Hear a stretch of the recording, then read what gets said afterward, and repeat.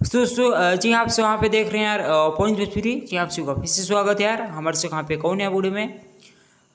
यार आप सब वहाँ पे बताते चले वहाँ पे हमारे पावर स्टार जी का वहाँ पे अगला गाना भी यहाँ पे जो कि यहाँ पे लगातार गाने अभी टाइम पर वैसे बात करें तो यहाँ पे लगातार गाने शूटिंग हो ही रहे हैं, जो कि खैर आप सबके बीच यहाँ पे नया नया तस्वीर जो कि आप वहाँ पे खैर देखते ही होंगे रोज़ के रोज़। आप सबको वहाँ पे बताते चलिए यहाँ पे धनिया जान का यहाँ पे आज के दिन यहाँ पे मतलब वो रिलीज होने वाला था उसका टीजर, लेकिन कुछ इशू प्रॉब्लम की वजह से ही